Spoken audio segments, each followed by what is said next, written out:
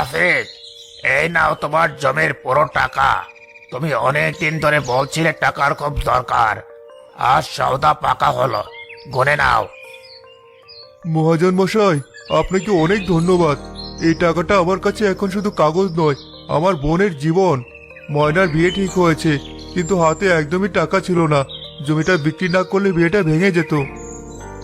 তা তো বুঝলাম, কিন্তু রফিক, একটা কথা বলি, তুমি তো এখন গ্রামে ফিরবে, তাই না? জি, এখনই রওনা দেব। সন্ধ্যা হওয়ার আগে বাড়িতে পৌঁছাতে হবে। নাজবার ময়না আমার পথ চেয়ে বসে আছে। বড় রাস্তা দিয়ে যেও, বললেও কিন্তু শর্টকাট নিতে গিয়ে জঙ্গলের পথ ধরো না। শুনেছি ওই জঙ্গলে ইদানিং খুব খারাপ হাওয়া বইছে, মানুষ গেলে আর ফেরে না। আরে,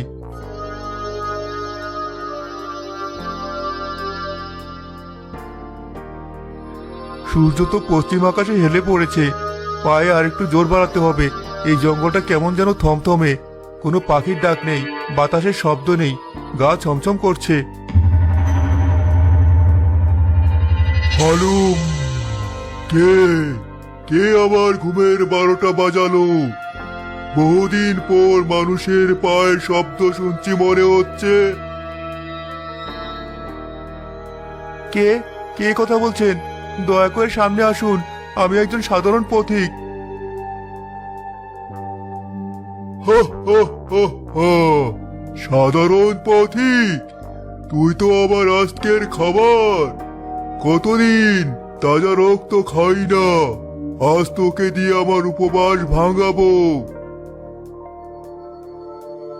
ওরে বাপরে, এ তো সাক্ষাৎ মৃত্যু।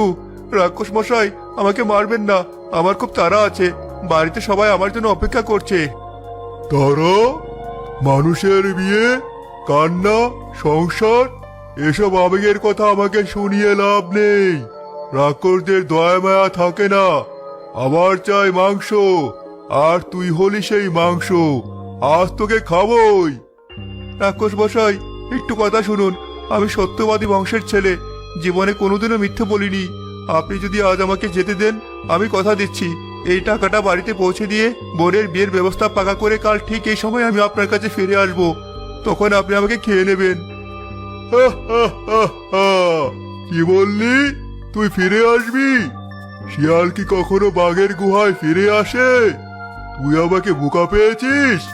প্রাণ বাঁচানোর জন্য মানুষ কত কি যে গল্প বানায়। বিশ্বাস করুন, আমার কাছে আমার জীবনের চেয়ে আমার কথার দাম বেশি। আমি যদি কাল দুপুরের মধ্যে ফিরে না আসি, তবে আপনি আমার গ্রামের খোঁজ নিয়ে আমার বাড়িতে যাবেন। সেখানে আমার স্ত্রী, আমার সন্তান, আমার বোন সবাইকে আপনি খেয়ে ফেলবেন। আমি আমার পরিবারের সবার কসম খেয়ে বলছি, আমি ফিরে আসব। তোর গলার স্বরে একটা অদ্ভুত জোর আছে। সচরাচর মানুষ আমার সামনে দাঁড়িয়ে কথা বলতে পারে না, অজ্ঞান হয়ে যায়, কিন্তু তুই চোখের দিকে তাকিয়ে কথা বলছিস। কারণ আমার কাঁধে দায়িত্ব আছে। যার কাঁধে দায়িত্ব থাকে সে যমদূতকেও ভয় পায় না। আমাকে শুধু আজকের দিনটা সময় দিন। বোনটার মুখে হাসি ফুটিয়ে আমি নিজে এসে আপনার মুখে ধরা দেব। বেশ, তোর সাহস দেখে আমার ভালো লাগলো। আমি তোকে আজকের মতো ছেড়ে দিলাম, কিন্তু মনে রাখবি, কাল সূর্য মাথার উপর আসার আগেই যদি তুই এখানে না পৌঁছাস, তবে আমি তোর গ্রামে গিয়ে তাণ্ডব চালাবো। তোর পুরো বংশ আমি নির্বংশ করব, মনে থাকে যেন। আপনার এই ঋণ আমি শোধ করব। আমি কাল ঠিক ফিরে আসব। সন্ধ্যা তো হয়ে গেল, এখনো ফিরলো না কেন সে? আমার যে খুব চিন্তা হচ্ছে। আকাশ, দেখ তো বাবা, রাস্তার মোড়ে তোর বাবা আসছে কিনা। মা, তুমি মিছেই চিন্তা করছো। বাবা ঠিক চলে আসবে। হয়তো মহাজনের সাথে কথা বলতে দেরি হয়েছে। বোন, দুলাভাই টাকা নিয়ে এলেই কাল আমরা শাড়ি কিনতে যাব, তাই না? আমার লাল বেনারসি চাই কিন্তু। হ্যাঁ পাগলি, তোর যা চাই সব হবে, শুধু তোর দুলাভাইটা ভালোই ভালোই ফিরে আসুক। নাজমা, আমি এসেছি। একে চেহারা হয়েছে তোমার, এত দেরি হলো কেন? আর তুমি এমন ঘামছো কেন? শরীর খারাপ লাগছে? না, কিছু হয়নি। এই নাও টাকার থলি। মহাজন সব টাকা দিয়েছে। ময়নার বিয়ের জন্য আর কোনো চিন্তা নেই। কি মজা! দুলাভাই, তুমি সেরা। আমি এখনই গিয়ে পাড়ার সখীদের খবরটা দিয়ে আসি। যা, আনন্দ কর। তোর খুশি দেখার জন্যই তো আমি বেঁচে আছি। আকাশ, যা তো বাবা, তোর বাবার জন্য এক গ্লাস ঠান্ডা জল আর হাত ধোয়ার জল নিয়ে আয়। যাচ্ছি মা। এবার বলো, ওরা কেউ নেই। তোমার চোখের দিকে তাকিয়ে আমি বুঝতে পারছি তুমি কোনো ভয়ঙ্কর বিপদে পড়েছো। তোমার হাত বরফের মতো ঠান্ডা। কি হয়েছে? মহাজন কি কম টাকা দিয়েছে, নাকি পথে কেউ আটকে ছিল? নাজমা, আমি তোমাকে মিথ্যে বলে শান্ত করতে পারবো না। আজ জঙ্গলে এক রাক্ষসের সামনে পড়েছিলাম। কি বলছো? রাক্ষস? তারপর তুমি বেঁচে ফিরলে কি করে? তুমি কি পালিয়ে এসেছো? না রাজমা, আমি পালাইনি। পালানো সম্ভব ছিল না। আমি তাকে কথা দিয়ে এসেছি। কি কথা? আমি বলেছি এই টাকাটা তোমাদের হাতে পৌঁছে দিয়ে ময়নার বিয়ের ব্যবস্থা করে আমি আবার তার কাছে ফিরে যাব। সে আমাকে খাওয়ার জন্য অপেক্ষা করছে। কাল দুপুরের আগে আমাকে সেই জঙ্গলে যেতে হবে। এ তুমি কি বলছো? তুমি ফিরে যাবে? জেনে শুনে কেউ মৃত্যুর মুখে ফিরে যায়? তুমি যাবে না। আমার টাকা চাই না, বিয়ে চাই না। আমরা এই গ্রাম ছেড়ে পালিয়ে যাব। চলো, এখনই চলো। পালানো যাবে না নাজমা। আমি সত্যবাদী। আমি কথা দিয়েছি। আর আমি যদি না যাই, সে আমাদের গ্রামে আসবে, সবাইকে মেরে ফেলবে। আমার একার জীবনের জন্য আমি পুরো গ্রামের সর্বনাশ করতে পারি না। আমাকে যেতেই হবে। আর আমাদের কি হবে? আকাশের কি হবে? ময়নার কি হবে? তুমি চলে গেলে সংসার যে ভেসে যাবে। আকাশ এখন বড় হয়েছে, ও জমি জমা দেখবে। তুমি বুদ্ধিমতী, তুমি সংসার সামলে নিও। আর ময়নার বিয়েটা যেন না আটকায়, এই আমার শেষ ইচ্ছা। তুমি শক্ত হও নাজমা। তুমি ভেঙে পড়লে ওরা কি করবে?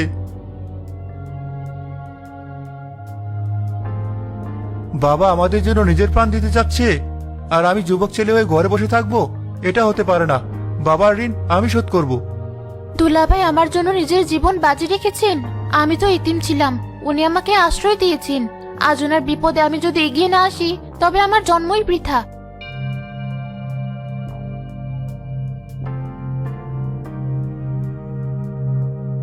রাত তো প্রায় শেষ হয়ে এলো। ওই মানুষটা কি আসবে? মানুষের জাত বড় বেঈমান হয়, প্রাণ বাঁচানোর জন্য হাজারটা মিথ্যা বলে। কিন্তু ওর চোখে একটা সততা ছিল। দেখা যাক, খিদেটা বড্ড জ্বালাচ্ছে। কে কে ওখানে? আবার কোনো মানুষ নাকি? এত রাতে জঙ্গলে কার এত সাহস? আমি আকাশ। গতকাল দুপুরে আপনি যাকে আটকেছিলেন, আমি তার ছেলে। ওহো, তো বাপজানির কি আসার সাহস হলো না, তাই ছেলেকে পাঠালো কুরবানি দিতে? ছি ছি, মানুষের অধপতন দেখে আমি অবাক হচ্ছি। নিজের প্রাণ বাঁচাতে নিজের ঔরসজাত সন্তানকে জমের দুয়ারে পাঠালো। খবরদার, আমার বাবার নামে একটাও কটু কথা বলবেন না। বাবা জানেন না আমি এখানে এসেছি। বাবা সত্যবাদী। তিনি তো সকালে আসতেন, কিন্তু আমি তাকে আসতে দিতে চাইনি। তুই আসতে দিসনি মানে? তুই কি বাবার চেয়েও বড় হয়ে গেছিস? বয়সে বড় নয়, কিন্তু কর্তব্যে বড় হতে চাই। বাবা মরে গেলে আমাদের সংসারটা ভেসে যাবে। আমার মা বিধবা হবে, আমার খালা অনাথা হবে। এই সংসারের ছাদ হলেন আমার বাবা। তিনি না থাকলে আমরা কেউ বাঁচবো না। তার চেয়ে আমি মরলে ক্ষতি কম। আমার বয়স কম, মাংস নরম। আমাকে খেয়ে আপনার বেশি ভালো লাগবে। বাবাকে মাফ করে দিন। তুই নিজের ইচ্ছায় মরতে এসেছিস? আজব তো। আমি তো জানতাম মানুষেরা স্বার্থপর হয়, নিজের জান বাঁচানোর জন্য অন্যকে ঠেলে দেয়। আর তুই উল্টোটা করছিস, বাবার জন্য জীবন দিতে চাস। বাবা শিখিয়েছেন নিজের সুখের চেয়ে পরিবারের সুখ বড়। আপনি আমাকে খান, কিন্তু কথা দিন বাবাকে আর বিরক্ত করবেন না। তিনি যেন জানতেও না পারেন আমি কোথায় হারিয়ে গেছি। তোর সাহস আর তেজ দেখে ভালো লাগলো, কিন্তু আমি তো কথা দিয়েছি তোর বাবাকে। সে না আসা পর্যন্ত তোকে খাওয়া ঠিক হবে কি? সে যদি কথা রেখে আসে? বাবা আসার আগে আমাকে খেয়ে ফেলুন। বাবা এসে দেখলে আমাকে বাঁচাতে চাইবে, তখন ঝামেলা হবে। দয়া করে দেরি করবেন না। আচ্ছা, তুই যখন এতই জোর করছিস, দাঁড়া ওই গাছের নিচে। দেখি সকাল পর্যন্ত আর কেউ আসে কিনা। তোকে হাতের মুঠোয় রাখলাম, পালিয়ে যাওয়ার চেষ্টা করবি না কিন্তু। আমি পালাবো না, আপনি নিশ্চিন্ত থাকুন।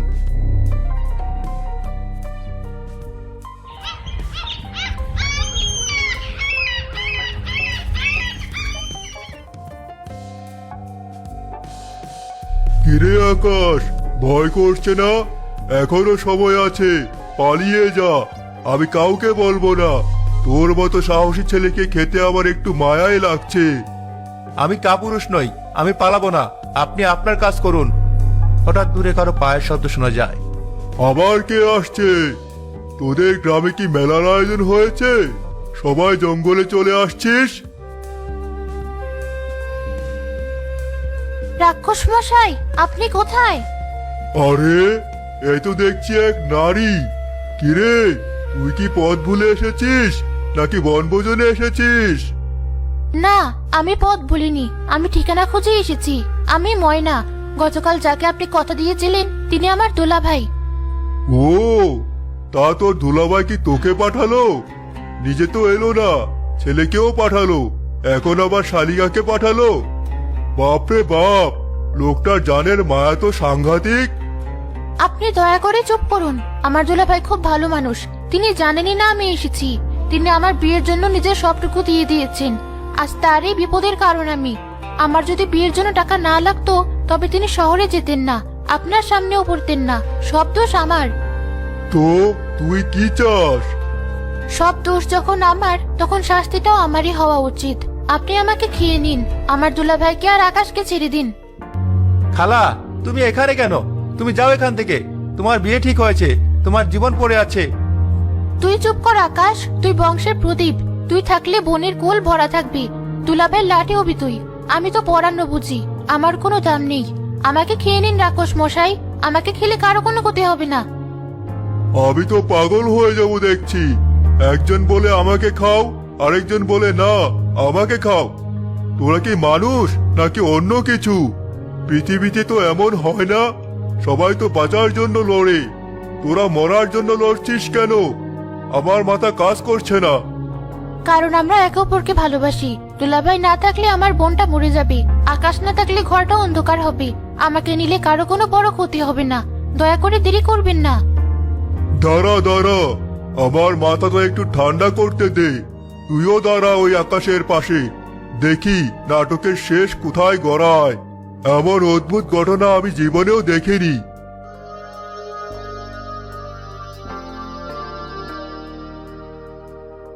আকাশ, ময়না, তোরা দুজনেই তো কচি, তোদের খেতে তো ভালোই লাগবে। কিন্তু আমার মনটা কেমন যেন খসখস করছে, মনে হচ্ছে আমি পাপ করছি। রাক্ষস, সামনে এসো।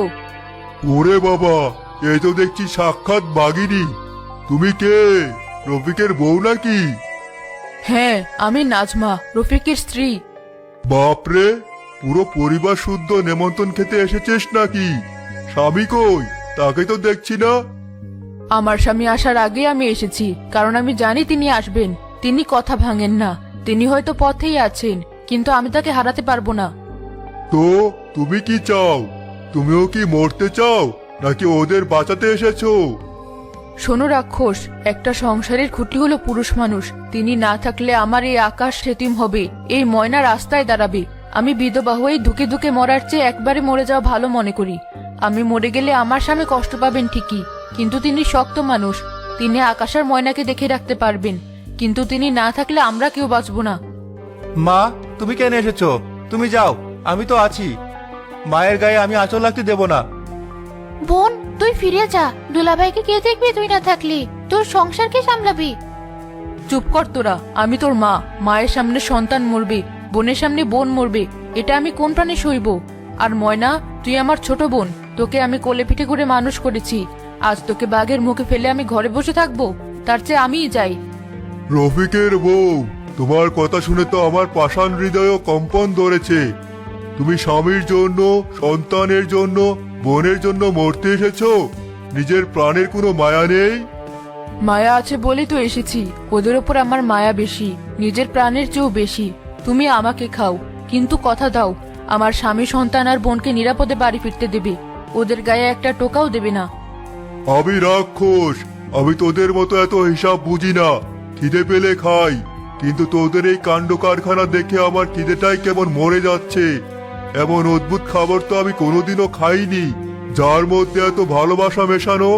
তোদের ভালোবাসা দেখে আমার নিজেরই লজ্জা লাগছে। রাক্ষস রাক্ষস আমি এসেছি, আমাকে নাও। নাজমা, আকাশ, ময়না, তোমরা তোমরা এখানে কেন? আমি না বারণ করেছিলাম, আমি না বলেছিলাম আমি একাই আসবো? তোমরা কেন? বন্ধুরা, ভিডিওটির পরবর্তী পর্ব পেতে চ্যানেলটি সাবস্ক্রাইব করুন এবং বেল আইকনটি অল করুন।